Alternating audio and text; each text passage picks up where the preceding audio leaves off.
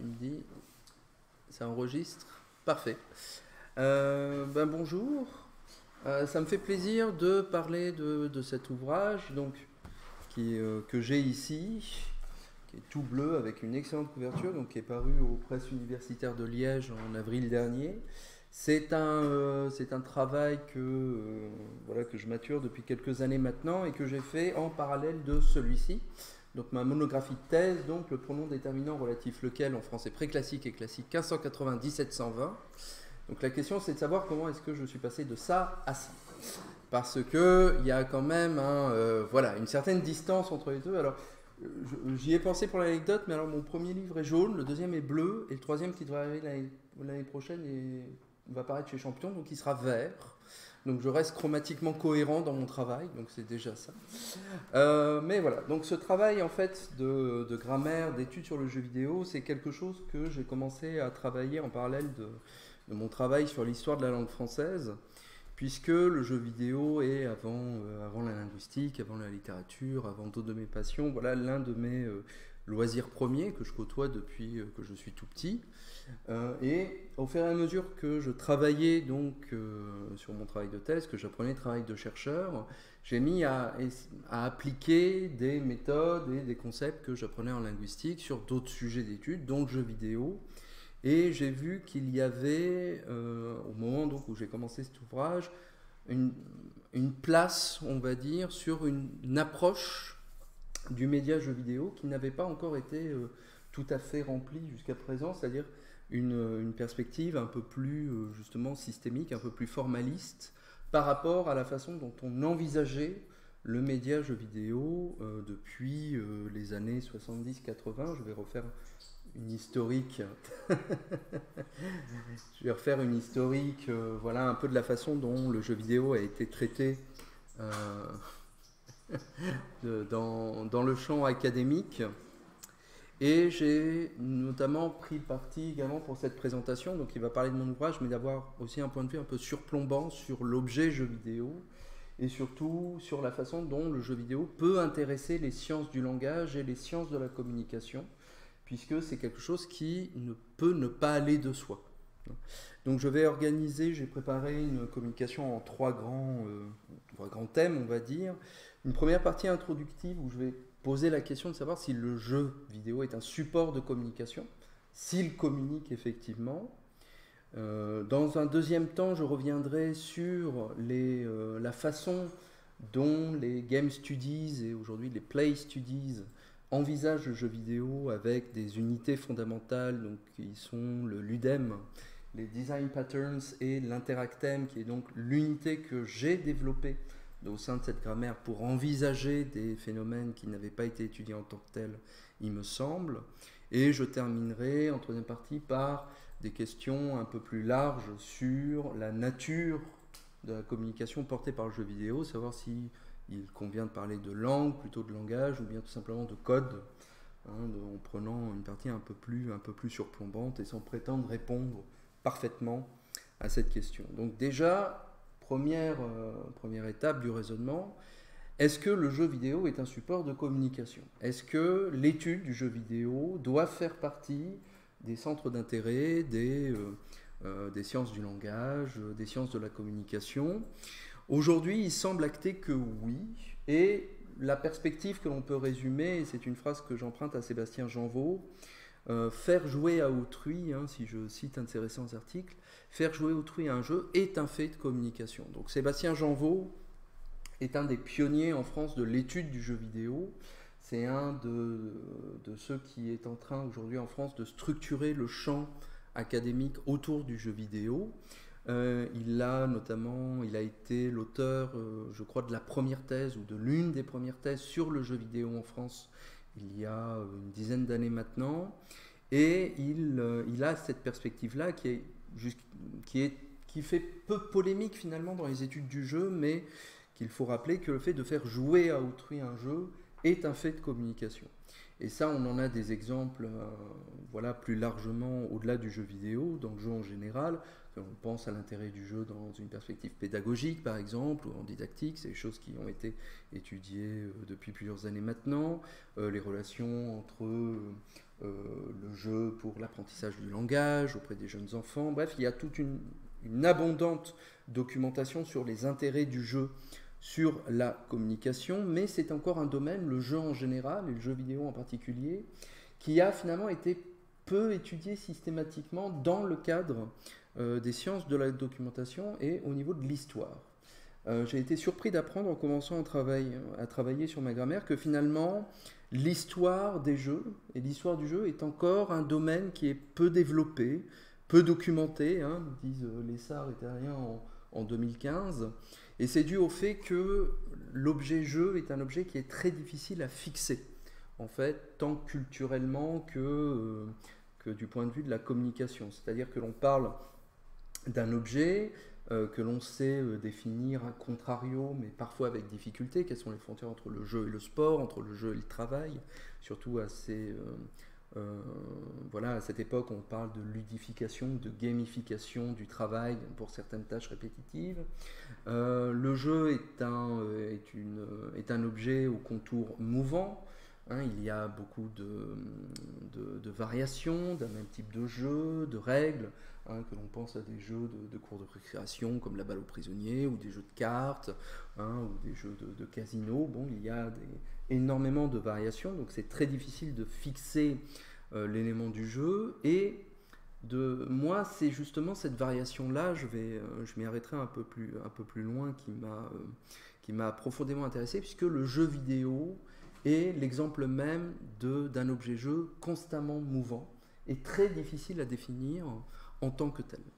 Et donc moi je suis parti d'une perspective dans mon approche du jeu vidéo qui est empreinte de prime abord à une posture un peu plus sémiotique, et notamment dans la lignée des travaux de Jean-Marie Klinkenberg, dont la grammaire du texte et de l'image a été voilà, l'un des modèles que j'ai essayé d'approcher dans ce travail-là, avec cette idée que les aspects matériels de la communication font partie du travail de signification et de référence. Donc ça, on le sait dans le cadre des documents textuels, hein, ne serait-ce, on sait que le support textuel du manuscrit, du codex, de l'imprimé influence des enjeux de signification, de référence, de construction du discours, ça on le sait depuis plusieurs années maintenant. Et donc, comme faire jouer à un jeu est un fait de communication et que les aspects matériels de la communication influencent sur le message, bah, du coup, il faut prendre de fait, hein, si on suit cette ligne de pensée, la matérialité du jeu vidéo, l'une des matérialités du jeu vidéo, pour en faire une étude. Alors, l'étude du jeu vidéo, si je rentre un peu plus précisément sur ce sujet-là, dans le milieu académique, il a été évoqué de plusieurs façons. Mais il se structure aujourd'hui, hein, ce que j'ai pu voir hein, dans le milieu académique, autour de 3 grandes questions qui fondent vraiment les problématiques de l'approche aujourd'hui du jeu vidéo. Déjà, en considérant que le jeu vidéo, comme c'est un jeu, communique, bah, la question c'est de savoir comment le jeu vidéo communique.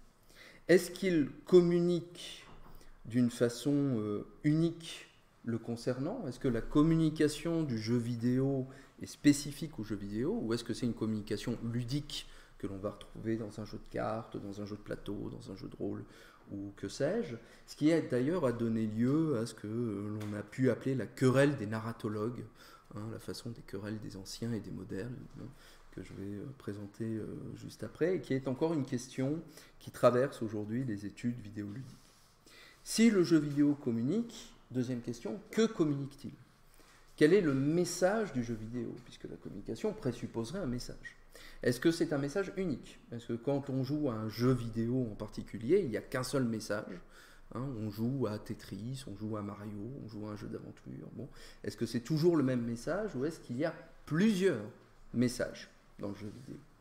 Et finalement, la question qui sous-base hein, cette interrogation, c'est de savoir si le jeu vidéo est plutôt un jeu, ou bien est-ce que c'est plutôt de la vidéo, qui serait à ce moment-là davantage ludique, avec, partant, des conséquences différentes. Parce que si on dit que le jeu vidéo est d'abord un jeu, ben, on rentre dans cet objet par la sphère du ludisme, mais si on dit que c'est plutôt de la vidéo, on rentre plutôt par la sphère de la représentation, du cinéma, de la télévision, dont il serait une variation. Et encore maintenant, on a tendance à comparer dans certains champs disciplinaires le jeu vidéo plutôt au cinéma. Il est vrai qu'il y a des expériences cinématographiques qui demandent par exemple la participation du spectateur ou bien du jeu théâtral. Bon. Est-ce qu'on peut utiliser les mêmes outils pour étudier ces types de cinéma expérimentaux pour étudier donc le jeu vidéo? Et puis, dernière question, comment gérer les différentes strates de variation du jeu vidéo? Donc variations multiples, hein, je vais en donner quelques exemples au par après, mais ne serait-ce que la variation d'ordre, on pourrait appeler diachronique, hein, entre les débuts du jeu vidéo, vous aviez des bips et des boops avec deux petites lumières sur un écran qui bougeait en haut et en bas en se renvoyant une balle comme dans Pong, jusqu'à aujourd'hui des productions qu'on appelle AAA, industrielles, photoréalistes, avec de la narration, des voix, etc. Est-ce qu'on doit traiter ça uniment, ou bien dire, bon, on ne peut pas aborder ces questions de la même façon? Et donc finalement, la question c'est de savoir à qui appartient l'étude du jeu vidéo. Est-ce que ça appartient au pôle plutôt artistique, hein, de dire, bah, finalement c'est un média, et donc à ce moment-là, il faut plutôt que ce soit les historiens de l'art qui s'en emparent? Est-ce que ça appartient aux sciences de la communication, puisque faire jouer un tweet, un jeu est un fait de communication, donc est-ce que ça doit appartenir au domaine de l'infocom, des sciences du langage, etc. Ou bien est-ce que ça appartient à quelque chose d'unique, que l'on a appelé depuis les Game Studies, hein, les sciences du jeu, qui est un champ disciplinaire qui se développe depuis plusieurs années, alors qu'il s'est assez bien développé aux États-Unis depuis les années 70-80, un peu moins en France, même s'il y en a quelques représentants. Et donc, finalement, toutes ces questions-là, on les retrouve finalement dans la façon dont le champ s'est structuré aujourd'hui dans le milieu académique. Alors globalement, les études du jeu, les études qui concernent le jeu en général et le jeu vidéo en particulier, on peut en retrouver en philosophie, en études culturelles, civilisationnelles, etc. depuis très longtemps, mais ça a vraiment commencé à s'accélérer dans les années 80, plus ou moins concomitamment avec le début de la vie commerciale du jeu vidéo. Donc le jeu vidéo, comme beaucoup de médias modernes, c'est d'abord une initiative technologique, hein, d'ingénierie, comme le cinéma au commencement. Au fur et à mesure, le jeu vidéo s'est émancipé des laboratoires du MIT états-unien, voilà, où on le faisait sur oscilloscope. Pong est l'un des premières tentatives de commercialisation du jeu vidéo auprès du grand public, donc on est dans les années 70, et à compter des années 80, le jeu vidéo s'installe progressivement au sein du paysage médiatique culturel de notre civilisation, aux côtés du cinéma, aux côtés de la télévision, alors avec plus ou moins de hauts et de bas, hein. Il y a eu des événements dans le courant des années 80 qui ont fait croire que le jeu vidéo allait disparaître, que c'était qu'une mode, et puis finalement, bon, ça s'est bien installé. Et aujourd'hui, le jeu vidéo, c'est un chiffre d'affaires au niveau commercial qui dépasse de loin les chiffres d'affaires du cinéma, par exemple. Le jeu vidéo apporte aujourd'hui 10 fois plus d'argent que le cinéma au niveau mondial. On a toute une génération, la mienne notamment, qui pratique le jeu vidéo, que ce soit de façon plus ou moins continue, qui ont l'habitude de le pratiquer. Ça fait partie de notre horizon culturel contemporain. Et donc pour l'étudier, aujourd'hui, quand on regarde ce qui se passe à l'université, hein, dans le monde, il y a 3 grandes familles de chercheurs et de chercheuses qui travaillent sur le jeu vidéo. La première mouvance historique, ce sont les Game Studies, qui à l'origine s'intéressent au concept du jeu en général, le jeu dans notre civilisation. Et donc, on a tendance à étudier le jeu vidéo dans le champ dit du ludisme. Donc, vous avez des auteurs comme Jasper Joule, comme Sicard en France, qui travaillent cette question-là, et qui est souvent considéré comme un sous-champ, une sous-discipline des Cultural Studies. Donc on va étudier le jeu et le jeu vidéo, comme on va étudier le vêtement, comme on va étudier les postures, voilà, le sport, et ainsi de suite. Mais c'est incroyablement récent. Pour vous donner une idée, la revue de référence des Game Studies aujourd'hui s'appelle Game Studies. C'est une revue que l'on peut trouver en ligne. Elle a été créée en 2001. il y a très peu de temps finalement hein, dans la sphère académique. Et son équivalent francophone, Sciences du jeu, qui s'intéresse donc du coup à tous les types de jeux, pas seulement vidéo, a été créé en 2013. Donc il y a une dizaine d'années à peine. Donc on est vraiment dans un champ incroyablement jeune au niveau académique, au niveau des Game Studies. Une deuxième approche du jeu vidéo a été plutôt considérée du point de vue des sciences de la communication, donc à nouveau d'une façon subalterne au commencement, et puis au fur et à mesure qui s'est structuré autour donc, de figures comme Albinet par exemple, ou de Sébastien Janvaux. Aujourd'hui en France, il n'y a pas de section académique dédiée aux jeux vidéo, ou même aux jeux. Ce sont généralement ce qu'on appelle des game labs. Donc, c'est-à-dire, ce sont des réunions de chercheurs, de chercheuses issus de départements de philosophie, de départements d'histoire de l'art, de sciences du langage, etc., qui fondent des groupes de recherche. Hein, on va en avoir quelques-uns en France. Il y a le Liège Game Lab en Belgique, il y en a un en Lausanne, en Suisse, en Italie. Donc, ça structure, mais sont des projets un peu annexes aux côtés d'une activité de chercheurs, on va dire, un peu plus sérieux, on va dire. Bon. Mais ça commence à se structurer, mais on est encore un peu dans une zone grise de la constitution du champ. Il n'y a pas encore de section dédiée aux jeux ou aux jeux vidéo. Et puis il y a une troisième approche dans laquelle je m'inscris davantage, plus formaliste, plus fonctionnelle, et qui a été propulsée en France notamment par les travaux de Mathieu Triclot, donc, qui est un philosophe qui travaille à Belfort aujourd'hui, qui est maître de conférence à Belfort, et qui a énormément travaillé à l'origine sur tout ce qui relève des dispositifs de visualisation, donc le cinéma et la télévision, et qui s'est intéressé aux jeux vidéo assez tôt, et qui, il y a une dizaine d'années, a sorti un ouvrage qui voilà, a eu un petit succès, y compris au niveau du grand public, qui s'appelait Philosophie du jeu vidéo. C'était le premier ouvrage d'importance sur la question qui sortait en France. Et il a développé un nouveau champ qu'il a appelé, du coup, plutôt que Game Studies, les Play Studies, justement pour spécifier l'approche vidéoludique de son étude. C'est-à-dire qu'il distingue, hein, vous savez qu'en anglais on fait la distinction entre le game et le play, hein, le game qui renvoie plutôt à une sorte de convention sociale, culturelle sur le jeu. Hein. Beaucoup d'études sur le jeu mettent en avant cet élément-là, que le jeu est avant tout une convention socialement installée de ce qui est jeu, alors que le play renvoie plutôt à un dispositif dans lequel on va trouver un joueur ou une joueuse qui fait une certaine action, qui va du coup avoir une traduction dans le jeu vidéo. Et c'est cette approche-là, beaucoup plus formaliste, moi, qui m'a intéressé. Et du coup, si je reviens sur cette querelle des narratologues dont j'ai parlé juste avant, c'est là où on va trouver la différence la plus majeure entre l'approche des Game Studies et des Play Studies. C'est-à-dire que pour les Game Studies, le jeu vidéo raconte une histoire, mais il ne le fait pas spécifiquement. Il le fait de la même façon qu'un jeu de plateau, qu'un jeu de cartes, qu'une belote pourrait raconter une histoire. Il y a des points, il y a des opposants, et donc il faut marquer des points, et donc ça peut s'inscrire dans une chronologie de narration. Bon. Pour les Play Studies, le jeu vidéo raconte une histoire spécifique, et il le fait spécifiquement en empruntant des codes issus d'autres langages médiatiques, langage cinématographique, langage musical, langage d'interaction dans le cadre du jeu vidéo, et ainsi de suite. Et avec cette idée-là qui peut paraître paradoxale, mais un jeu vidéo peut raconter une histoire sans être ludique. Donc il y a un détachement au fur et à mesure du média jeu vidéo avec la sphère de la ludicité, hein, définie comme étant quelque chose qui apporte un divertissement, un plaisir, etc. Bon, quand on joue à des jeux très difficiles, on ne prend pas forcément de plaisir.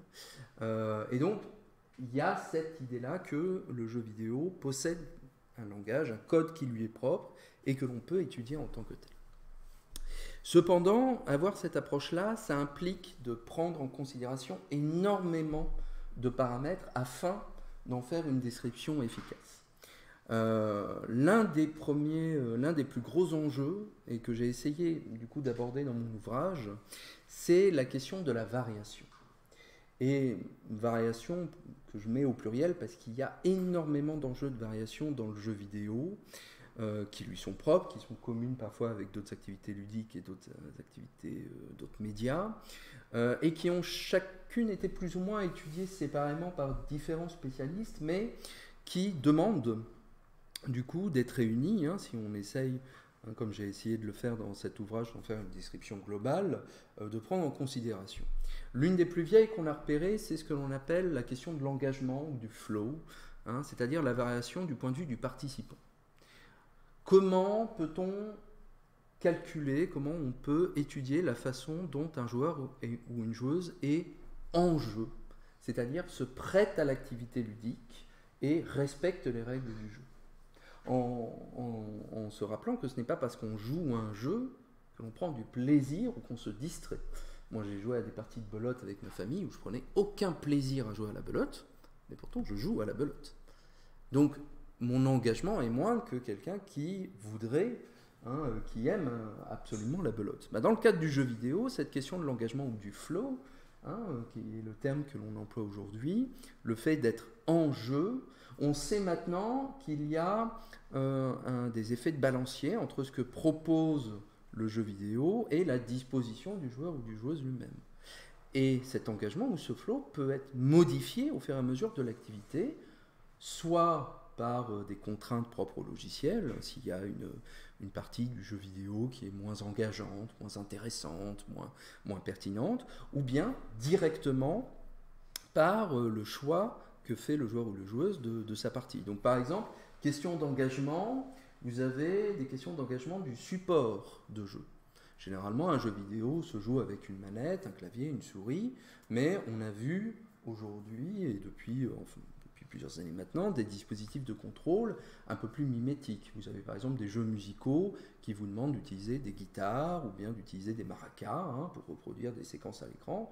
Et c'est vrai que faire un geste physique de secouer un maraca par rapport à appuyer sur un bouton ne produit pas le même engagement du côté du joueur ou de la joueuse. Vous avez aussi de l'engagement qui peuvent ne pas être programmés immédiatement dans le jeu, mais qui peuvent être imposés par le joueur ou la joueuse. L'image que j'ai mise à la droite de Dark Souls 2, donc Dark Souls, c'est une série de jeux qui a une réputation d'être très difficile, et qui est effectivement très difficile, qui demande de faire preuve de beaucoup d'engagement pour réussir, hein, qui se joue normalement avec une manette. Mais ici, dans le cadre d'une partie de Super Play, où le joueur se met une contrainte complémentaire pour finir le jeu, il fait tout le jeu avec une guitare. C'est-à-dire qu'il a remappé les touches, reconditionné les touches de la manette de jeu pour que ce soit sur des touches de guitare, et il termine le jeu ainsi. Donc il va y avoir un problème d'engagement si on considère que la maniabilité de ce jeu-là, de Dark Souls, a été pensée pour une manette. Si on les reconfigure, comme on peut le faire aujourd'hui plus largement d'ailleurs pour un clavier, une manette, beaucoup de jeux maintenant envisagent cette option, il faut le prendre en compte dans la description. Il y a une variation de l'ordre plus général, de variation interne, variation de l'œuvre jeu vidéo. Qu'est-ce qu'on appelle l'œuvre jeu vidéo? Est-ce qu'un jeu vidéo commence à l'écran titre? Est-ce que l'on doit considérer un écran titre comme faisant partie de la communication du jeu vidéo? Alors oui, effectivement, il semble, si vous prenez par exemple Super Mario Bros 3, hein, qui est donc un jeu de plateforme, l'écran titre d'ouverture imite un lever de rideau théâtral. On commence la partie, le rideau se lève, on donne accès aux options, et tout le long du jeu, il va y avoir des rappels à cet environnement théâtral. Hein, les éléments, comme les plateformes, sont suspendus par des filins, un plafond qu'on ne voit pas. On sort des niveaux en passant côté jardin, hein, du coup on sort de l'acte, hein, donc on rentre dans les coulisses. Donc il y a une continuité sémiotique qui se produit avec l'écran titre, donc il faut le considérer. Mais du coup, c'est pas forcément ce que évident à prendre en considération, hein, notamment quand on travaille sur des données textuelles, hein, quand on est linguiste. Il ne nous viendrait pas forcément à l'idée de prendre en compte la couverture d'une édition, d'une première édition d'un ouvrage pour faire notre travail de signification d'étude de l'œuvre. Alors que dans un jeu vidéo, ça semble plus évident. Ou bien alors dans un jeu comme Hades, donc qui est un jeu d'action où l'on doit vaincre des monstres, on a une séquence de jeu où l'on doit effectivement utiliser des armes pour détruire des ennemis, récolter des pouvoirs, etc. Mais avant d'entrer dans cette séquence de jeu qui est le cœur vraiment de l'activité de ce jeu-là en particulier, on est dans une antichambre où on doit sélectionner l'arme qu'on doit utiliser par la suite. Hein, si on utilise une épée, un arc, etc. Donc là, on est dans une phase de jeu où on ne combat aucun monstre, on récupère aucun pouvoir, mais ça conditionne la signification que l'on va avoir par la suite. Donc on est obligé aussi d'inclure dans la phase d'étude du jeu vidéo cet élément-là, même si le message qu'il va donner sera différent.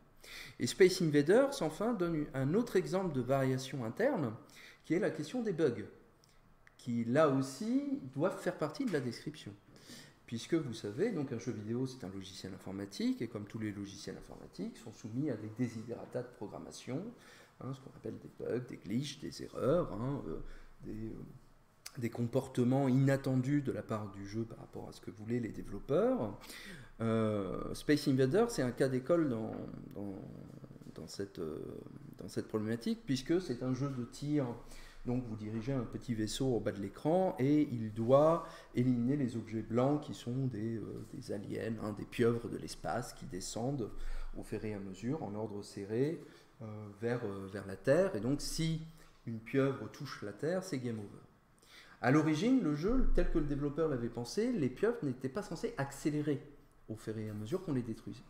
Sauf qu'à l'époque, les composants informatiques n'étaient pas aussi puissants qu'aujourd'hui, et donc quand il y avait tous les ennemis à l'écran, le jeu était très lent, mais plus on tuait d'ennemis, moins il y avait d'éléments à gérer à l'écran, et donc plus le processeur accélérait, et donc plus le mouvement des aliens survivants accélérait de même. Et donc, par accident, le développeur a inventé la difficulté dans le jeu vidéo. Mais à l'origine, c'est un bug. C'est vraiment de la sérendipité, c'est quelque chose qui n'était pas attendu.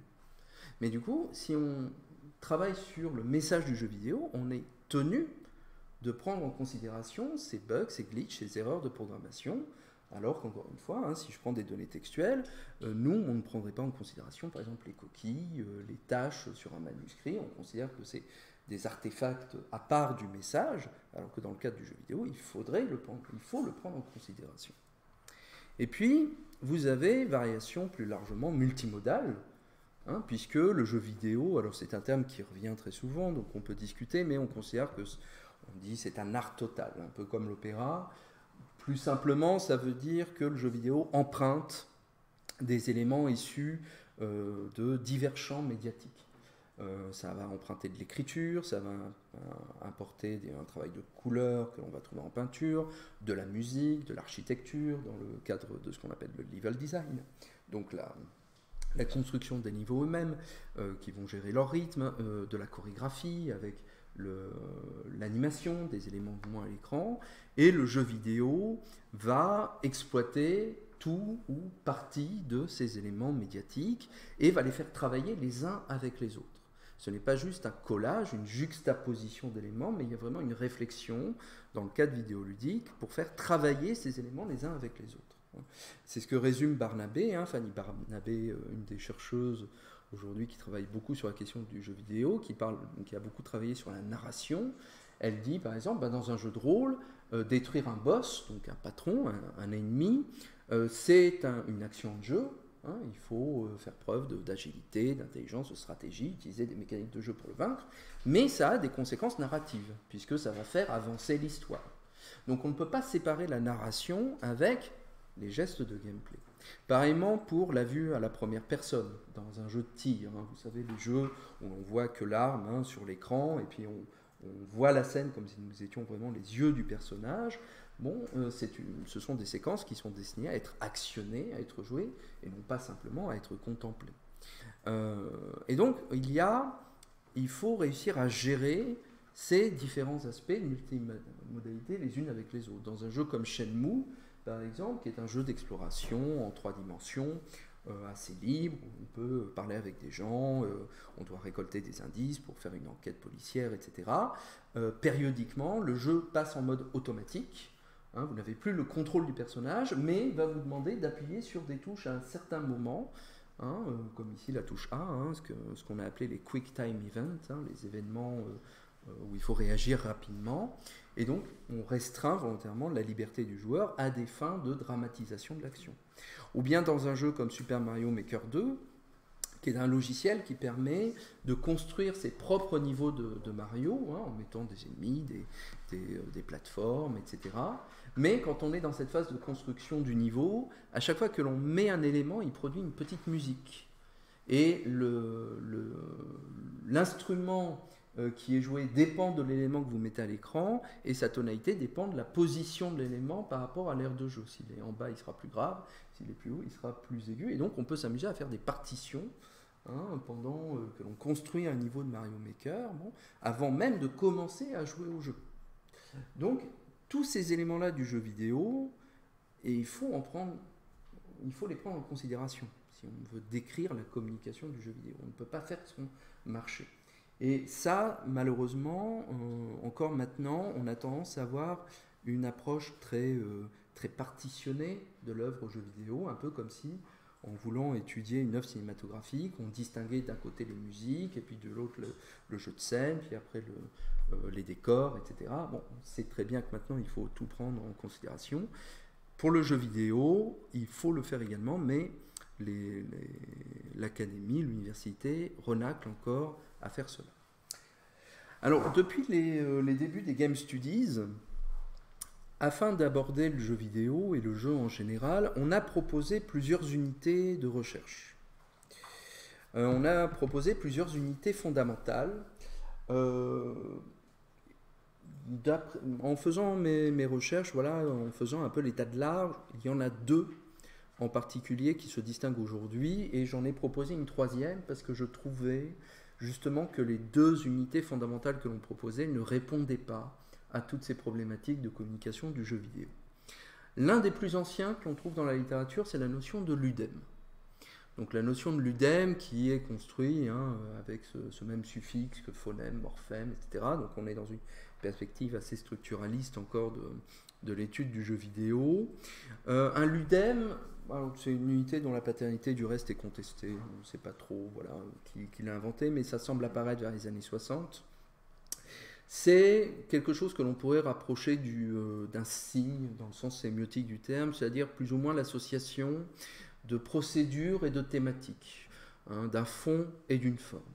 C'est-à-dire qu'on a des procédures d'action, hein, d'une unité de jeu, donc par exemple un pion d'un jeu d'échecs a un certain comportement selon les règles du jeu.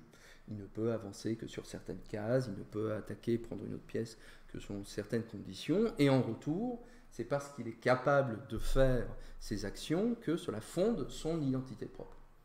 Là, on retrouve, hein, la métaphore du jeu d'échecs de Saussure, par exemple, bon, ça, c'est assez bien connu. Et le ludème associe à ces procédures-là une thématique, c'est-à-dire une identité formelle qui va en assurer la reconnaissance. Et qui va en assurer la reconnaissance non seulement au sein d'un jeu en particulier, mais aussi, et c'était ça la première proposition du ludème, de jeu en jeu. Par exemple, la notion de reine, que l'on va trouver autant dans un jeu de cartes qu'aux échecs par exemple, renvoie à l'idée d'une certaine puissance, hein, d'une pièce qui va avoir beaucoup plus de pouvoir que d'autres pièces ou d'autres cartes de jeu par exemple. Bon. Donc, quelque chose comme ça qui permet de le retrouver de jeu en jeu. Et dans le cadre du jeu vidéo, on peut effectivement parler de ludème, par exemple dans le cadre d'ennemis, hein, d'opposants aux joueurs. Donc là, par exemple, vous avez une sélection d'ennemis de Super Mario Bros, qui est un jeu de plateforme, et donc vous avez donc des ennemis qui vont par exemple avoir des picots ou des dents, hein, comme des plantes carnivores, ou bien des ennemis qui vont avoir des carapaces, comme des tortues, et donc on va pouvoir à la fois prédire plus ou moins leur comportement. Hein, une plante carnivore va essayer de manger le héros, les carapaces des tortues vont rebondir sur les murs, ce type de choses. Et de l'autre, ce sont des thématiques que l'on va pouvoir retrouver dans toute la série des Super Mario, quasiment à l'identique, avec peu ou pas de variation, et donc ça assure une continuité, hein, symbolique de communication pour tous les joueurs de Mario. Hein, si vous avez joué à un épisode de Super Mario, vous en prenez un autre, vous allez reconnaître des ludèmes et donc prédire leur comportement. Donc, ça, c'est la première approche. Je ne la trouvais pas satisfaisante pour le jeu vidéo pour plusieurs raisons. Déjà, d'une part, tout simplement parce que le ludème a été pensé comme étant quelque chose qui pouvait décrire tous les types de jeux, et non pas spécialement le jeu vidéo. Or, moi, je j'ai essayé de réfléchir sur une sous-spécification de l'unité fondamentale. Parce qu'on a vu le jeu vidéo, ce n'est pas simplement du jeu. Il y a des choses en plus, et donc le Ludem n'est pas capable, il me semble, de les aborder parfaitement. Et d'ailleurs, quand vous lisez des travaux aujourd'hui qui essayent d'appliquer la notion de Ludem aux jeux vidéo, vous avez toujours cette sensation que c'est une côte mal taillée, qu'on essaye de faire rentrer de force des unités qui n'y appartiennent pas franchement. Ensuite, deuxième élément, moi, qui me dérangeait, c'est justement cette thématique qui faisait écho à une dimension culturelle qui ne pouvait pas tendre à l'universalité ou pas en tant que telle. Dire qu'un Ludem comme une reine dans un jeu de cartes, un jeu d'échecs, etc., renvoie à une figure de puissance, etc., c'est très bien, mais il faut déjà savoir ce qu'est une reine. Donc il faut avoir conscience d'une notion liée à la monarchie. Et puis il faut justifier pourquoi le roi serait plus puissant que la reine, par exemple. Pourquoi est-ce que dans un jeu d'échecs, prendre une reine n'arrête pas le jeu, alors que prendre le roi signe la fin de la partie. Donc ça demande d'avoir un arrière-plan culturel qui ne va pas forcément de lui-même. Et puis enfin, et consécutivement à cette dernière remarque, un Ludem, contrairement à ce que l'on peut penser, et selon les cultures, ce n'est loin d'être universel. Rien que dans le jeu d'échecs, vous savez que ce qu'on appelle le fou dans la tradition française du jeu d'échecs, en anglais c'est bishop, c'est un évêque. Entre un fou et un évêque, c'est pas du tout la même chose en termes de représentation, si on est dans une posture profondément sémiotique. Et voilà, ou un éléphant ou quoi que ce soit. Et ça, dans le jeu vidéo, on en a des exemples. L'un des exemples les plus fameux que j'ai pu trouver, c'est le Ludem du cœur. Il y a énormément de jeux vidéo qui utilisent le symbole du cœur de cette représentation du cœur de Saint-Valentin. Et donc, très généralement, un cœur, c'est symbole de vie. Et donc, beaucoup de jeux vont l'utiliser comme symbole d'énergie. L'énergie de votre personnage, si vous avez plus de cœur, vous mourrez. Sauf lorsque vous vous placez dans d'autres séries de jeux, et donc la plus connue, c'est par exemple la série des Castlevania, qui sont plus ou moins des adaptations du mythe de Dracula. On incarne un chasseur de vampires qui doit tuer Dracula et ses sbires. Bon, dans les Castlevania, les cœurs sont tout sauf des vies. Ça peut être des munitions pour des armes, ça peut être de l'argent dans certaines séries, ça peut être de la magie, c'est tout sauf de la vie. Donc, étudier le Ludem cœur dans le jeu vidéo n'est pas accessible, n'est pas quelque chose de convenable. Donc, j'ai mis cette unité-là de côté. La deuxième proposition qu'on a faite, et qui est apparue un peu plus récemment, à compter des années 90, et qui a notamment été développée par Alvarez, qui a fait sa thèse de doctorat sur le concept, c'est ce que l'on a appelé les design patterns, ou les briques de gameplay. Le concept de briques de gameplay ou de design pattern, c'est de dire que dans un jeu vidéo en particulier, vous avez des actions qui tendent à se répéter de jeu en jeu. Donc par exemple, dans un jeu, vous avez une brique d'action éviter, pour éviter les attaques. Vous avez une brique d'action attaquer. Vous avez une brique d'action gagner de l'expérience. Vous avez une brique d'action explorer l'environnement, et ainsi de suite. Donc vous avez une série d'éléments comme ça qui peuvent se combiner les unes aux autres afin de former un jeu vidéo. Si on devait trouver un équivalent plus ou moins en sens du langage, ça serait les actes de discours, plus ou moins. Vous auriez l'acte promettre, l'acte interroger, etc. Bon. Et donc tout ça vous permet de faire de la communication. Mais là encore, je trouvais que cette approche de design pattern n'était pas satisfaisante pour envisager le jeu vidéo dans sa spécificité médiale notamment. Il y avait plusieurs choses qui me dérangeaient. Alors d'une part, certes, le design pattern est spécifique aux jeux vidéo. Ça, c'est clair. Cependant, dans toutes les perspectives d'étude des design patterns, on parle de ces éléments de briques comme un ensemble fini d'éléments. On dit, et chaque année, on dit il y a tant de design patterns, il y a tant de briques de gameplay, il n'y en a pas plus. Et donc généralement, l'année suivante, il y a une mise à jour de l'ouvrage précédent qui en rajoute une dizaine parce qu'on s'est rendu compte que ça ne marchait pas. Bon, c'est un peu comme si on essayait justement de faire l'inventaire de tous les actes de discours. Bon, il y a des classifications très simples, mais qui du coup sont aporiques, et il y en a des extensionnelles que l'on n'arrive pas à appliquer. Donc ça, c'est une difficulté. Ensuite, comme le design pattern est pensé comme une unité qui par nature est combinable et récursive, puisque l'on va pouvoir répéter une action du type éviter ou attaquer, on a du mal à voir ce que produirait l'association par exemple de deux briques de gameplay attaquer. Est-ce que si on distingue attaquer avec une arme et attaquer avec un sort, et qu'on dit bah là on a une attaque qui fait à la fois un sort et un geste physique, est-ce qu'on a toujours le même design pattern, ou bien est-ce qu'on a une autre unité, mais à ce moment-là, quelle serait-elle? Puisqu'on n'envisage pas d'unité supérieure. Et enfin, et c'est ça qui me dérangeait le plus, c'est que cette approche en design pattern ou en brique de gameplay tend à écraser la spécificité de l'action du joueur, de l'agentivité du joueur ou de la joueuse, et la spécificité de l'interaction. Donc par exemple, ici, vous avez 3 illustrations de la même brique de gameplay détruire, si on suit cette approche-là. Sauf que détruire, dans un jeu de combat comme Street Fighter, ça peut être lancer une boule de feu, donc ça demande à rentrer 4 touches successivement pour faire le pouvoir. Dans un jeu comme Mario, dire la brique détruire, c'est sauter sur un ennemi, donc c'est appuyer sur une touche, et du reste, calculer la distance, la force du saut, l'ennemi sur lequel on saute. Et dans un jeu comme Final Fantasy, détruire, c'est sélectionner une option dans un menu. Et généralement, sans que l'on ait besoin de se presser. Hein, le temps est figé, on a le temps de penser à sa stratégie, de dire, bah là, je vais utiliser un sort d'éclair plutôt que d'utiliser du feu ou de l'eau, etc. Bon. Donc la question de l'engagement, elle se pose ici.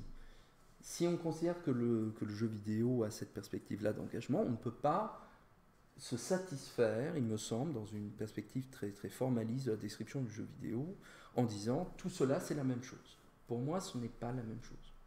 De la même façon que l'acte de discours promettre peut passer soit par un certain tiroir verbal, soit par des choix lexicaux particuliers, soit par des structures syntaxiques spécifiques, mais en aucun cas on ne saurait les analyser de la même façon.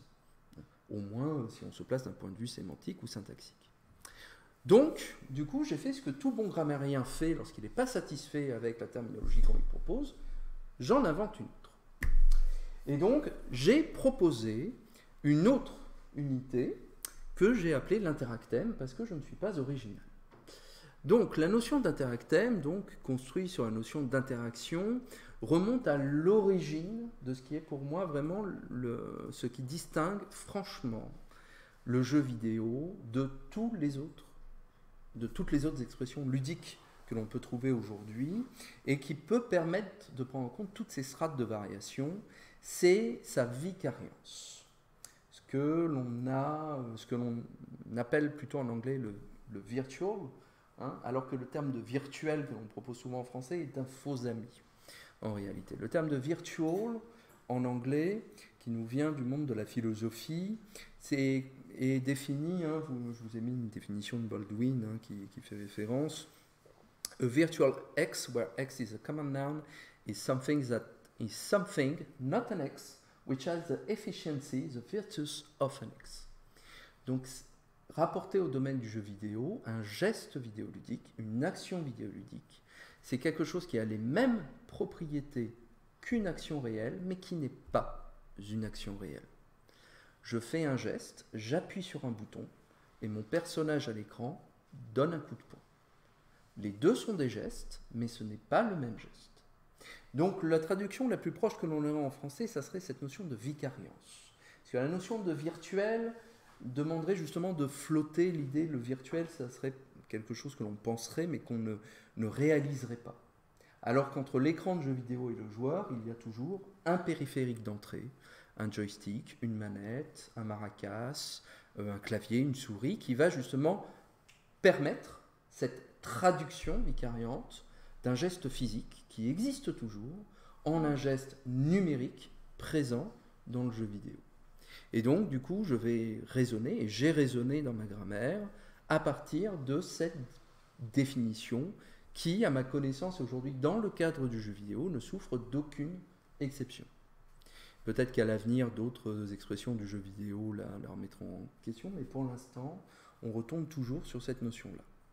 Et donc, ce faisant, ça m'a permis d'aborder le jeu vidéo non pas en termes de structure, mais davantage en termes de système, voire de système de système. Et donc le titre que j'ai choisi pour cet ouvrage, de l'essai de grammaire systémique, j'ai essayé plus ou moins de reprendre ce qu'avait écrit Hallyday à l'époque sur ces grammaires fonctionnelles systémiques qui n'ont pas été trop suivies.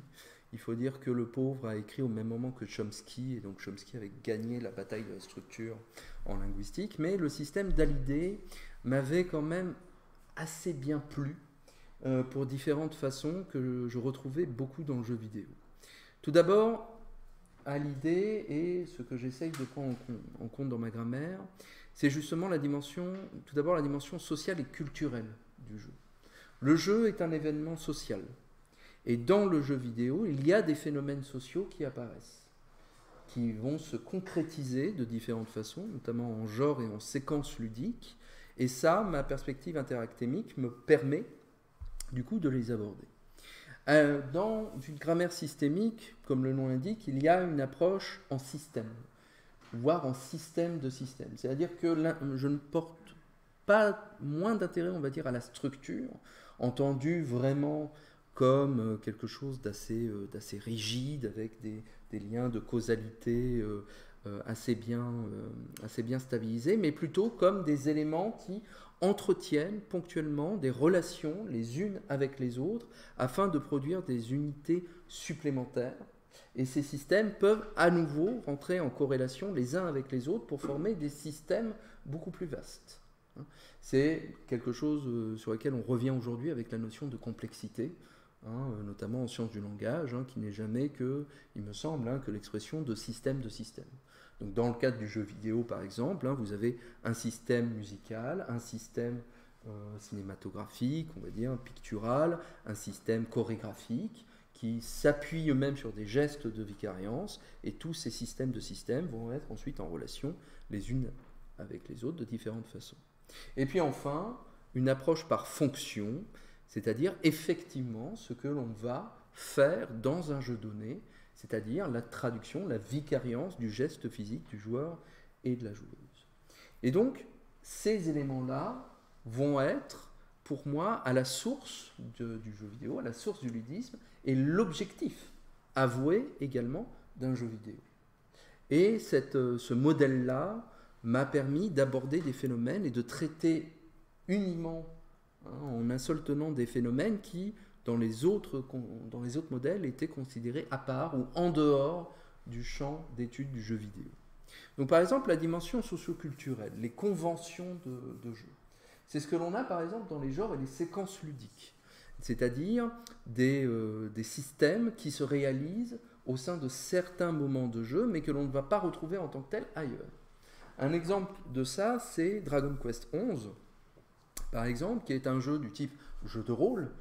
Donc vous avez une équipe de personnages qui doivent explorer un monde, collecter des indices, parler à différents personnages pour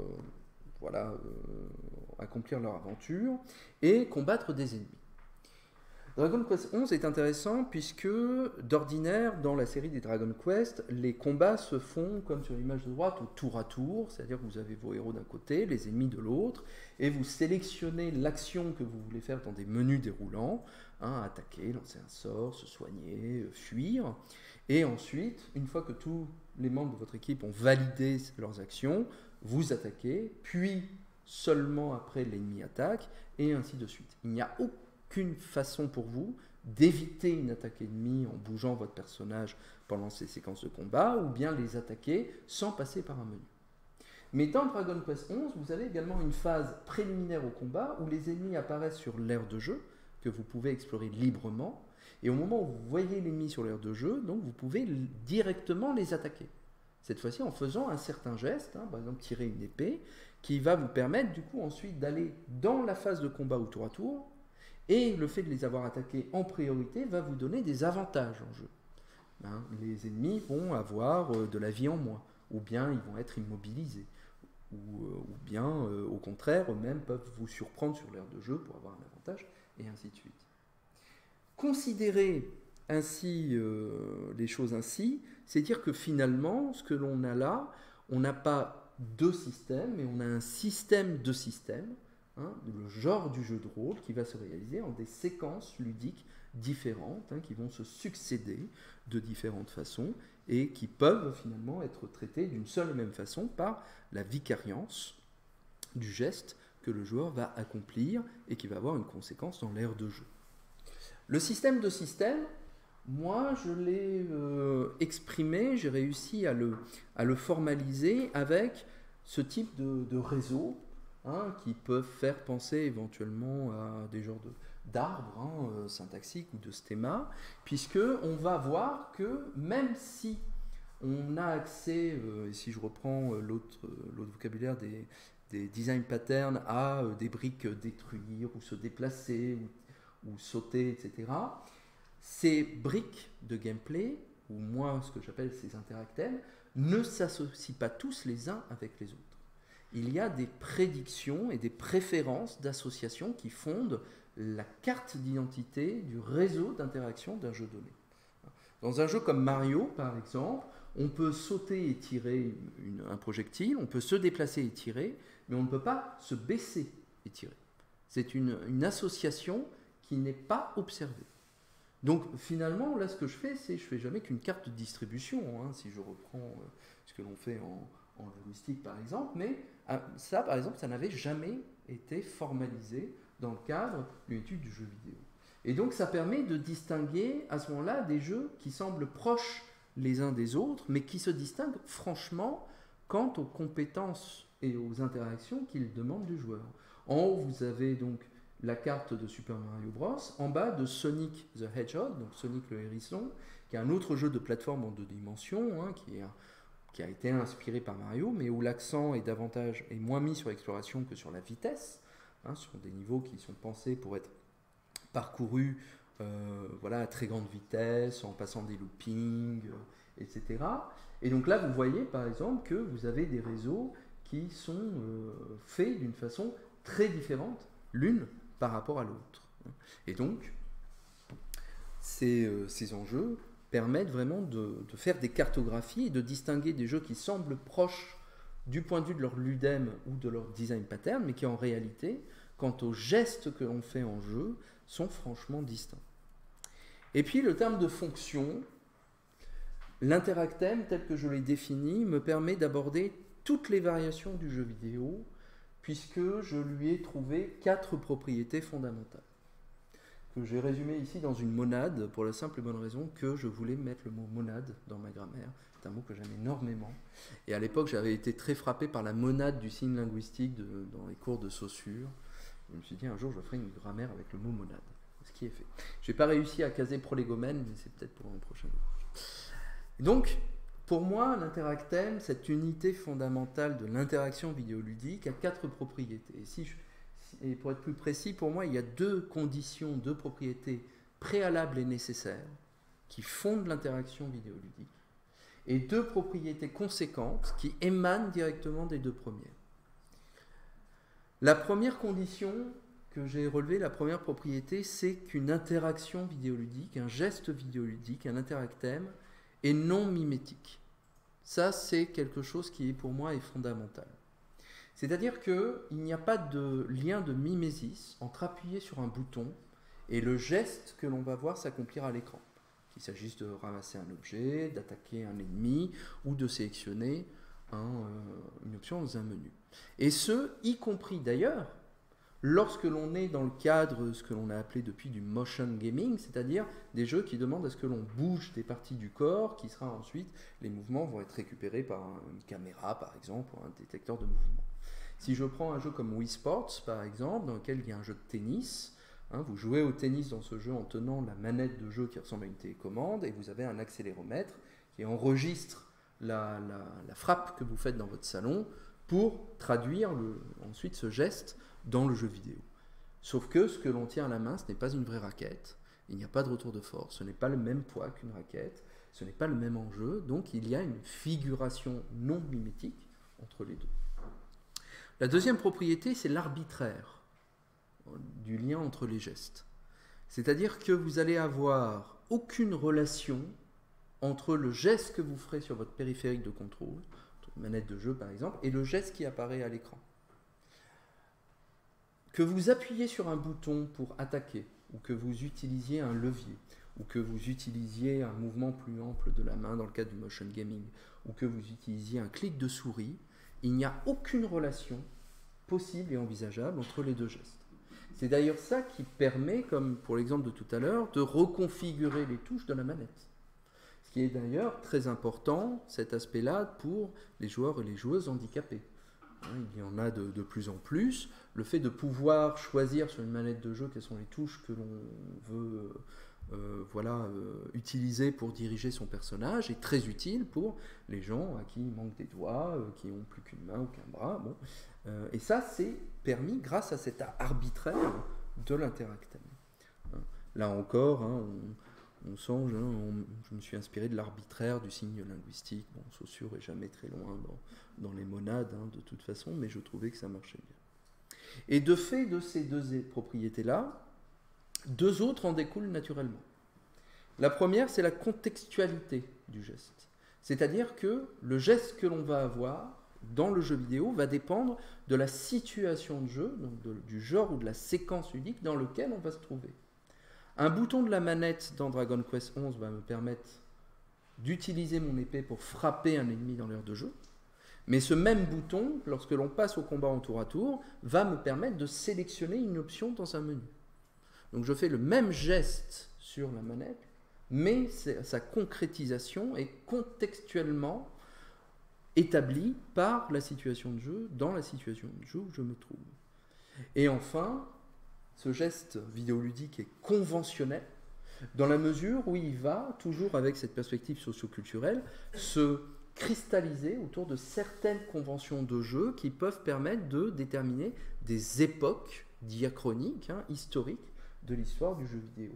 Comme le fait d'utiliser un certain bouton de la manette pour sauter.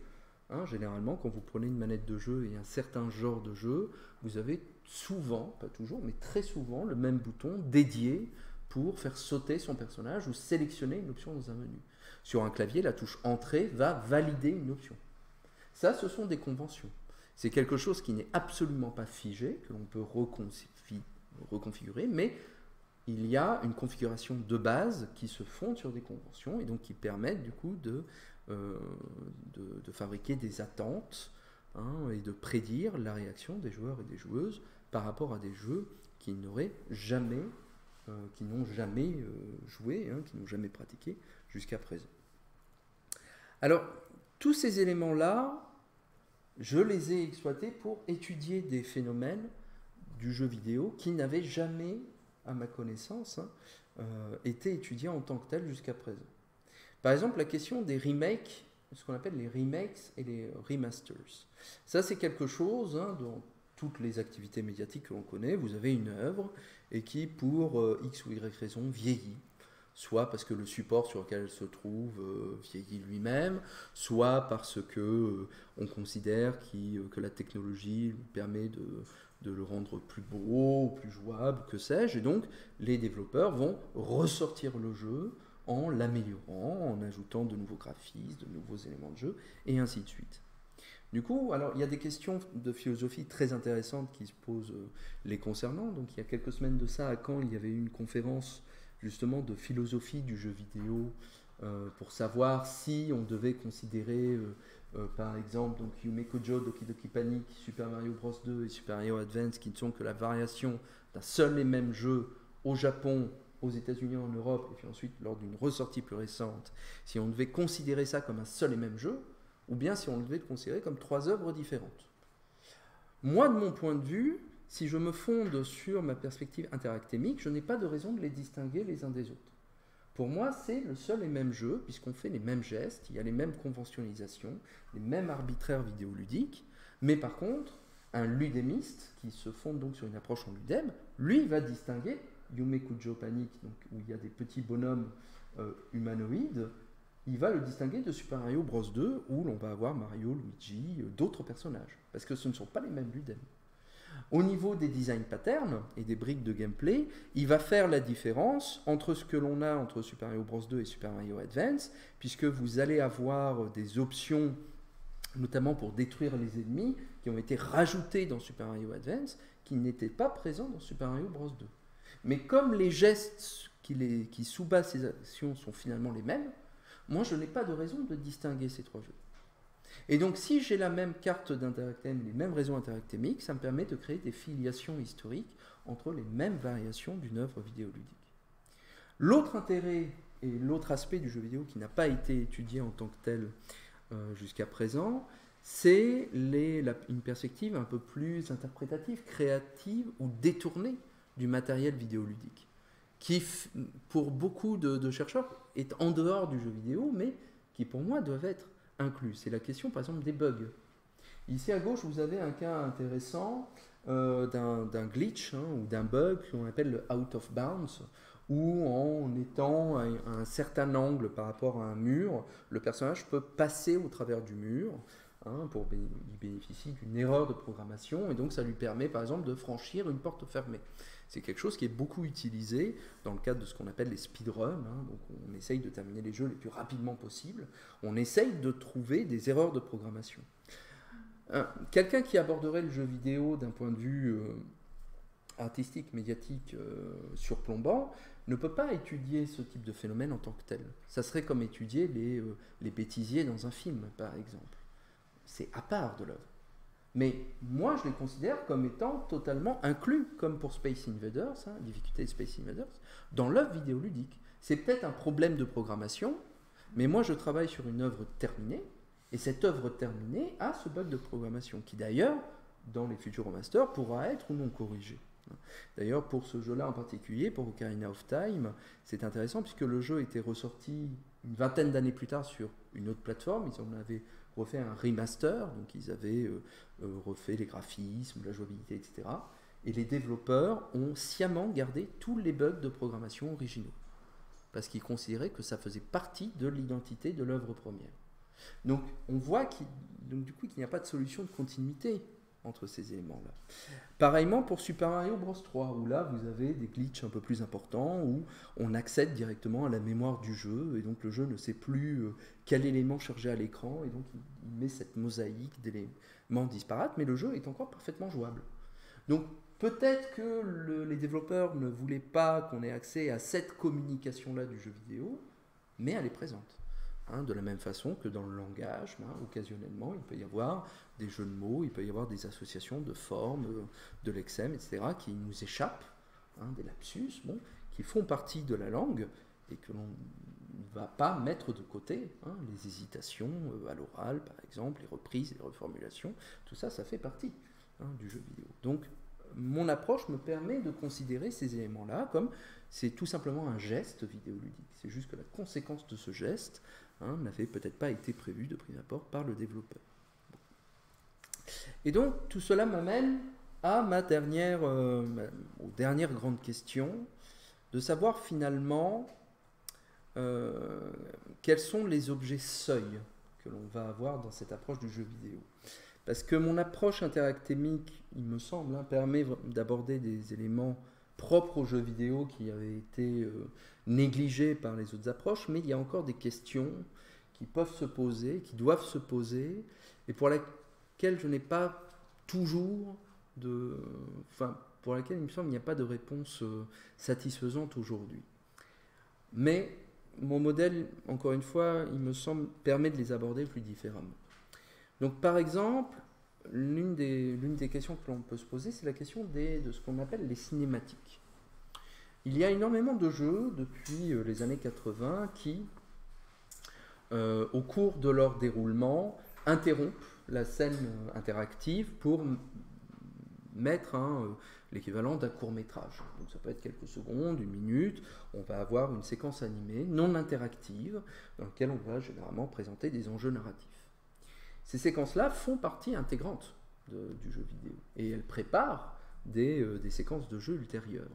Mais comme elles ne sont pas interactives, je ne peux pas les traiter comme des interactives. Donc qu'est-ce que j'en fais ? Et je suis assez gêné quand j'ai par exemple une œuvre du type Oddworld Ebb Exodus à droite, dans lequel vous avez une cinématique d'introduction qui nous présente les personnages, leur enjeu, ce qu'ils veulent accomplir. Et puis la même année sort Oddworld Ebb Exodus The Movie, où les développeurs prennent toutes les cinématiques du jeu, les remonte les unes après les autres et rajoute des nouvelles séquences inédites pour donner du lien narratif. À gauche, vous avez un film. À droite, vous avez un jeu vidéo, mais la distinction entre les deux devient de plus en plus poreuse. La seule différence qu'il y a, c'est que la cinématique à droite est destinée à un moment donné à s'interrompre et à nous laisser le contrôle. Mais en tant que telle, elle apparaît effectivement comme un bloc exogène par rapport à mon modèle, et j'ai du mal à la considérer. Donc ça, il y a un enjeu, il me semble, que l'on peut encore étudier. Et ça, c'est quelque chose que l'on rencontre ailleurs, hein, et notamment dans les domaines dans le domaine de la musique ou le domaine architectural. La musique vidéoludique a des propriétés particulière que l'on retrouve dans aucun autre type de musique aujourd'hui, et notamment sa répétitivité. Le propre d'une musique de jeu vidéo, généralement, est de pouvoir être répétée ad lib, puisque l'on ne peut pas généralement prédire le temps que mettra un joueur ou une joueuse à finir une certaine séquence de jeu. Si vous êtes dans un village et qu'il y a une musique qui passe, ben, il faut que vous pouvez laisser votre manette et revenir 3 jours plus tard, la musique va boucler et continuer à se jouer. Donc généralement, la musique du jeu vidéo, vous avez un petit segment introductif, et puis ensuite, vous avez des répétitions ad lib. Là non plus, ce n'est pas interactif. Mais la musique est interactive dans la mesure où si je change de séquence de jeu, ben j'ai une autre partition musicale qui va à ce moment-là se jouer. Donc, qu'est-ce que je fais de cette relation musicale? Au niveau architectural, vous avez des exemples assez intéressants. Vous connaissez sans doute l'escalier à vis de Chambord, hein, vous savez, c'est un escalier où vous avez 2 escaliers qui montent ou qui descendent en fonction de là où vous vous placez, et qui a cette capacité-là, en fait, quand vous prenez chacun un escalier, vous ne vous croisez pas en montant.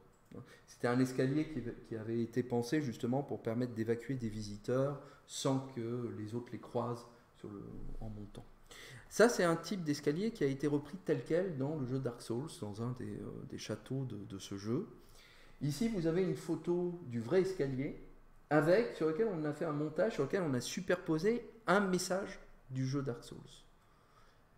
Selon mon modèle, cette photo je ne peux pas la distinguer de l'élément que j'ai dans le jeu vidéo. J'y retrouve exactement les mêmes éléments. Sauf que, encore une fois, il y en a une qui est portée sur l'interaction. Hein, le message, si on a du mal à le lire, c'est « try jumping », essayez de sauter. Hein, puisqu'on peut dans le jeu faire un raccourci, si on saute par-delà la rambarde, on gagne du temps sur la suite de l'événement. Bon. Mais du coup, c'est quelque chose que l'on ne peut pas uniquement traiter par l'interaction. En revanche, ce qui est envisageable par l'interaction, et ce que moi j'arrive à traiter dans mon modèle, c'est les perspectives plus communautaires du jeu vidéo et du détournement des gestes vidéoludiques. Et ça, c'est quelque chose que les ludem ou les design patterns ne peuvent pas prendre en considération, mais que l'interactem peut traiter. Par exemple, le fait de se baisser à répétition au début d'un match dans un jeu de combat en ligne. Dans un jeu de combat comme Smash Bros, le personnage que vous dirigez est capable de se baisser. Ça lui permet d'avoir accès à un certain nombre d'autres coups, d'éviter des projectiles, etc. Sauf que dans le cadre d'un jeu en ligne, se baisser plusieurs fois de suite est une convention d'une étiquette dans la communauté pour saluer l'opposant avant le début d'un combat. Donc c'est quelque chose, moi, que je peux étudier en disant il y a un interactem qui me permet de se baisser, mais après je ne m'engage pas, comme le font les ludem ou les design patterns, sur son interprétation. Je dis juste il y a une vicariance de geste.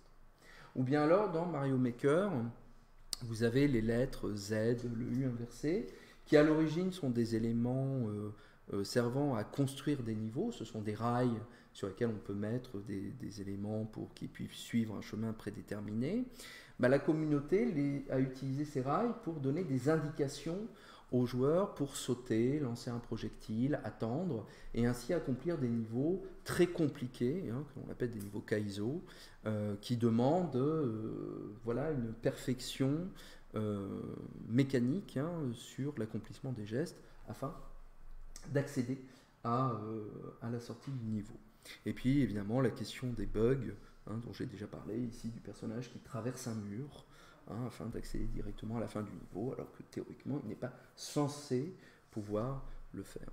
Donc toutes ces questions-là pour dire, et je terminerai là-dessus, que l'approche formaliste que j'ai adoptée donc, pour ma grammaire et que j'ai essayé de développer, au fur et à mesure, peut considérer un certain nombre de phénomènes qui ont été mis de côté par les approches en Ludem et en design pattern, mais le jeu vidéo en tant qu'œuvre totale, qu'œuvre unique, ne se laisse pas subsumer dans une simple association d'unités fondamentales.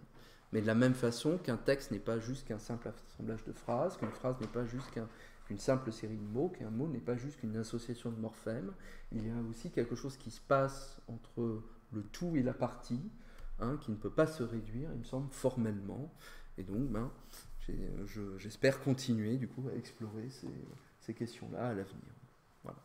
Et donc, je termine. Merci.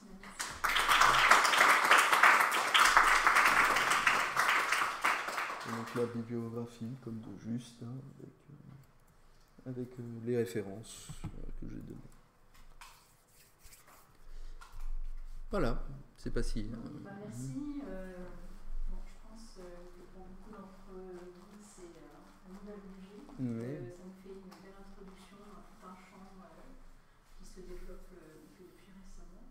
Est-ce que vous avez des questions, des remarques?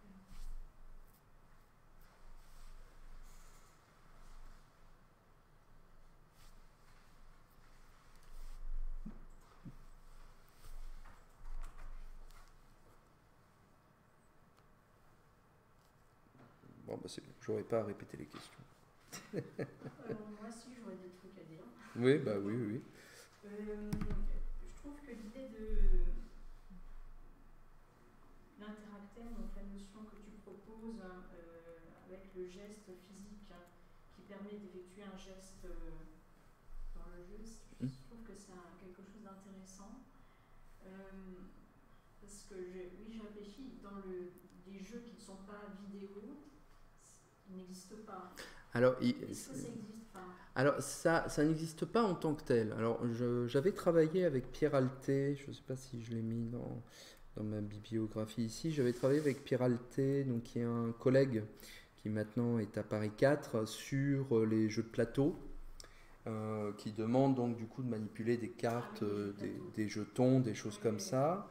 Et donc, là où on aboutissait, c'est l'idée que le geste que l'on fait, par exemple, de placer un jeton sur le plateau ou de mettre une carte, on ne peut pas l'interpréter, mais c'est le symbole que l'on va avoir derrière cette carte qui, lui, va être interprété au sein du jeu.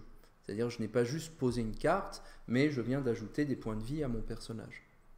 Donc, ce n'est pas le geste en lui-même qui est porteur de vicariance, mais ce sont les unités sémiotiques que porte l'élément de jeu. Et donc là, ça peut s'aborder en Ludem, qui vont du coup être interprétés comme symboliquement et ludiquement chargés. Donc la différence, elle est là. Il n'y a pas cette phase de vicariance. Parce que pour jouer une carte dans un jeu de plateau, il faut que tu sortes la carte de ton jeu et que tu la mettes sur le plateau. Alors que dans un jeu de plateau en jeu vidéo, puisqu'il y en a, il faut que tu appuies sur un bouton pour que ton joueur sorte une carte et le mette sur le plateau dans le jeu vidéo. Donc il y a une étape de vicariance complémentaire. Et c'est ça qui est spécifique, du coup. Donc il y a une médiation. Ouais, il y a une médiation en plus. Et qui, du coup, elle-même va subir un protocole de non-mimétique, d'arbitraire, etc., qui va finir par conventionnaliser ce geste, quoi. C'est un signe au deuxième degré. D'accord. Alors, sur la question de l'arbitraire, je ne sais pas. Des fois oui, des fois non. Alors, par ce terme d'arbitraire, l'idée, c'était vraiment d'essayer d'embrasser le plus grand nombre de variations de jeux vidéo. Quand on joue à un jeu de sport ou e-sport. Mais oui, mais c'est pas une vraie raquette que tu as. Et surtout le fait que... Ça veut dire qu'il y a... c'est totalement arbitraire. C'est totalement arbitraire parce que tu peux le reconfigurer. Et si tu émules le jeu Wii Sport sur un ordinateur, tu peux remplacer ce geste par une touche. Oui, mais alors là, tu crées un nouveau interactème. Du coup, oui, il y a la vicariance derrière qui va changer, la translation, mais le geste que tu vas faire, effectivement, est différent. C'est ça que je veux, c'est là où je voulais aller vers l'arbitraire. pour moi, il n'y avait pas de relation vraiment de causalité franche entre appuyer sur un bouton et le geste que tu vas avoir après. Et c'est quelque chose qui est parfaitement défini en amont sans que l'on puisse vraiment le stabiliser. Ce sont vraiment les développeurs qui, à l'origine, ont choisi strictement de dire il faut appuyer sur un bouton pour faire telle ou telle action plutôt que d'activer un levier, par exemple. Pour certains cas, je suis d'accord, mais quand on parle d'arbitraire du signe, c'est pas, ça ne veut pas dire qu'il y a quelque chose d'identique. Les onomatopées ne reproduisent pas à l'identique. Oui, bien sûr. Voilà. Donc, pour certains jeux, je pense que... On tend vers l'identification dans certains jeux. C'est vrai que dans le cadre du motion gaming ou de la réalité virtuelle, par exemple, voilà. On est complètement immergé. Voilà, ça c'est la borne. Voilà, là c'est la borne haute, on va dire, de l'objet jeu vidéo que j'ai du mal à traiter à ce niveau-là. Mais de la même façon qu'il y a une frontière qu'il va y avoir entre le jeu et le cinéma, par exemple, ou le jeu vidéo et le cinéma, ou le jeu vidéo et le théâtre. Pour moi, ce sont des phénomènes seuils qui n'engagent pas la majorité de l'histoire vidéoludique telle qu'on l'a aujourd'hui. Donc il y aurait aussi une variation au niveau de l'arbitraire. Mais que du coup, j'ai du mal à considérer aujourd'hui. Est-ce que c'est vrai que ces expressions-là sont très récentes et finalement très limitées quand tu vois l'ensemble de ce que produit le jeu vidéo aujourd'hui en termes d'œuvres. Et donc, je ne l'ai pas pris en considération en plein dans mon modèle. Mais c'est vrai qu'il faudrait que je m'y arrête davantage là-dessus. D'ailleurs, les relecteurs, lorsqu'ils ont travaillé sur la première version du manuscrit, m'ont fait ces remarques-là, que j'ai un peu évacuées en note de bas de page, du coup, en disant on verra pour une partie 2.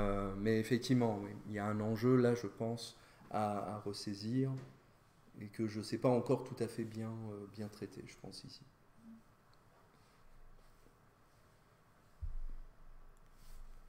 On va peut-être faire une sorte de parallèle aussi avec les jeux d'enfants, quand les enfants aussi s'inventent un monde, s'attribuent en quelque sorte des rôles, des personnages et utilisent des objets auxquels ils attribuent une autre fonction. Par exemple, je ne sais pas, ils utilisent des feuilles pour reçu de l'argent, par exemple. Ouais. Voilà, ça peut être...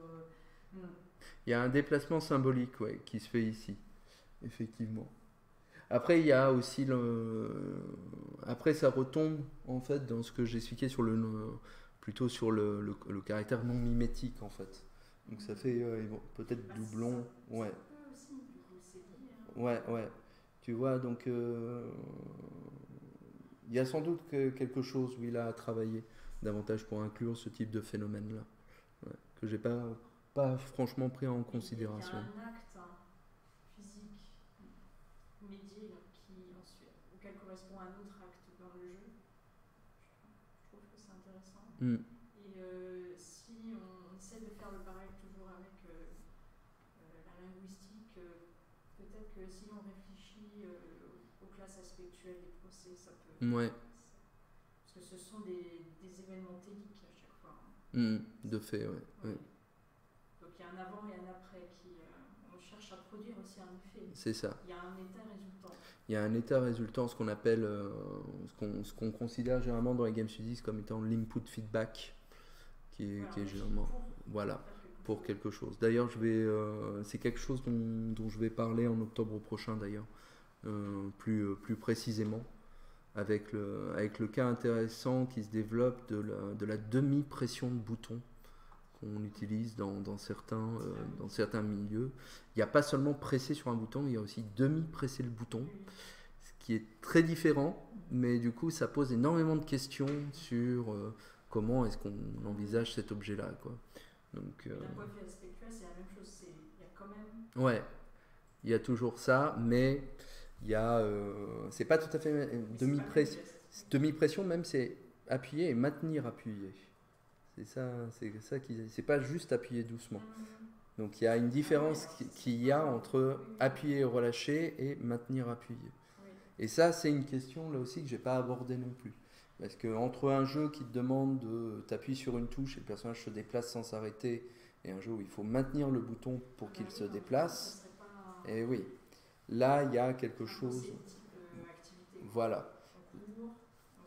Et là on s'arrête. Donc il y a quelque chose, tu vois, de duratif.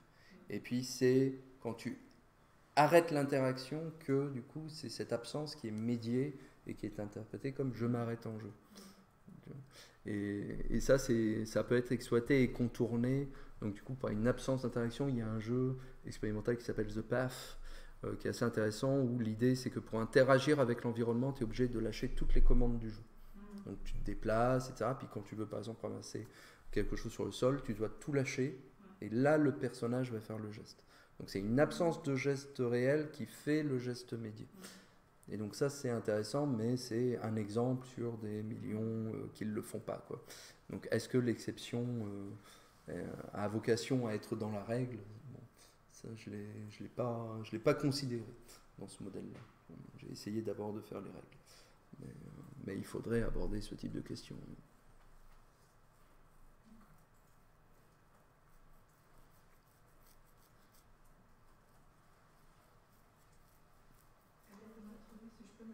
Oui, je t'en prie. Un peu une question qui vient de l'ignorance. Bon. Mais pour ces petits, tu disais les petits courts-métrages, Ouais. les petits moments où on n'a plus le contrôle, et quelle fonction est-ce que c'est, d'après ton expérience, ces passages ont, et quelle réaction, quelle interaction est-ce qu'ils sont censés est-ce que ça provoque? Ouais. Et est-ce que ça peut être placé à l'intérieur d'un interactème? Ouais. Ou faire partie de quelque chose de plus large? Tout à fait. Alors ça c'est typiquement donc la question des cinématiques et de leur fonction en cadre du jeu. Donc il y a, pour moi aujourd'hui on peut les diviser en deux grandes familles. Il y a les cinématiques, les actions comme ça qui ont des portées davantage narratives et qui visent à préparer de futures actions de jeu. Donc par exemple, on va t'indiquer qui est le méchant. Genre lui, c'est lui que tu dois, ou bien montrer le point faible d'un ennemi. Tu vois un géant et puis la caméra s'attarde sur son genou où il y a une cicatrice ou que sais-je. Donc là, on te fait comprendre, pas forcément sans que ce soit explicite ou qu'il y ait une narration textuelle derrière, mais disons voilà, là il y a quelque chose que tu vas aller voir, ou bien la chambre ou la pièce où tu dois te rendre parce qu'il vient de se passer quelque chose. Donc ce sont des phénomènes préliminaires, donc qui préparent les futurs gestes que tu vas faire. Et puis tu as une autre famille qui est une famille plutôt mixte, qui mériterait une étude un peu plus approfondie. C'est celle par exemple avec Shenmue où tu as à la fois la cinématique, donc le personnage fait une action sans ton contrôle, mais périodiquement on te demande d'interagir pour qu'il puisse achever son action. Donc mettons il court et puis il veut donner un coup de poing à un adversaire. Si tu réussis l'action au moment où elle apparaît sur l'écran, il fait bien le coup de poing et donc la cinématique continue. Mais si tu échoues, c'est lui qui se prend un coup et donc ça t'ouvre vers une autre séquence de jeu où tu dois te défendre ou bien faire. Donc là aussi, ça influence sur les autres gestes que tu dois faire. Donc, il y a à la fois il y a toujours une part d'anticipation dans ce cadre de cinématique, exception faite des cinématiques de fin, en fait, terminale, juste avant le générique, où là, généralement, il n'y a rien qui suit après, quoi. Tu vois la résolution du conflit, et puis le générique de développement, The End, et puis d'ailleurs beaucoup de jeux pendant très longtemps n'autorisaient même pas que tu rentres une autre commande après la fin du jeu, quoi. Quand tu voyais The End, tu es obligé d'éteindre l'ordinateur ou la console, de fermer le jeu pour le relancer. Ce n'est plus le cas maintenant. Maintenant, généralement, il y a une touche qui permet de revenir au moins à l'écran titre et donc de refaire l'aventure ou de refaire autre chose. Mais voilà, ça fait partie également des enjeux qui sont un peu particuliers à étudier du point de vue de l'interaction et du geste. Parce qu'il y a des liens forts entre la narration, entre la cinématique et les gestes que tu fais. Ça les conditionne, ça les prépare, ça les explique, ça les justifie. Mais de l'autre côté, il y a toujours quelque chose un peu exogène. Et d'ailleurs, on n'a aucun mal, du coup, comme pour l'exemple que je donnais, à les extraire pour ensuite faire des montages. Sur YouTube, des gens font des montages intégrales des cinématiques de tel ou tel jeu. Et sur certains jeux, tu peux regarder ça comme un court-métrage. Avec des ellipses, évidemment, puisqu'on coupe les séquences interactives, mais ce sont des courts-métrages qui se suivent. Tu as un début, un milieu, une fin. Donc là, du coup, ça pose des questions intéressantes aussi. Quoi, de savoir... ce deuxième type de cinématique, ça va être peut-être un sous-type d'interactive. Peut-être.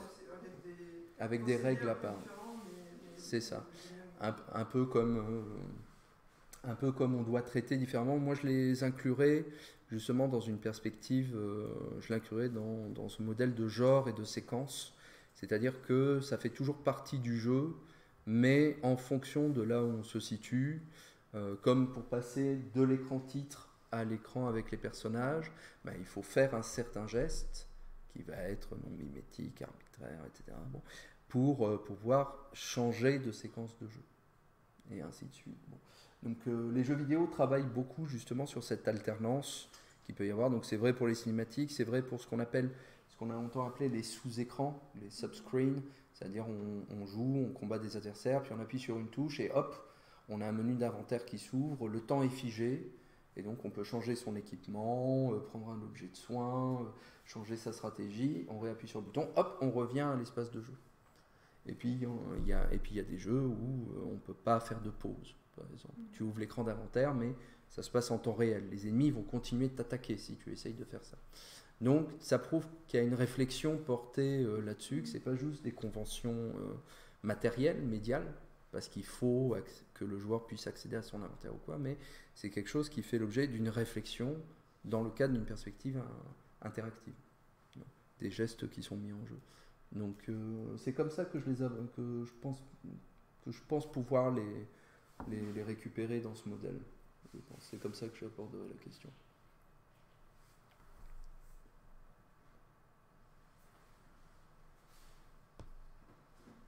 Bon. Alors, merci Mathieu.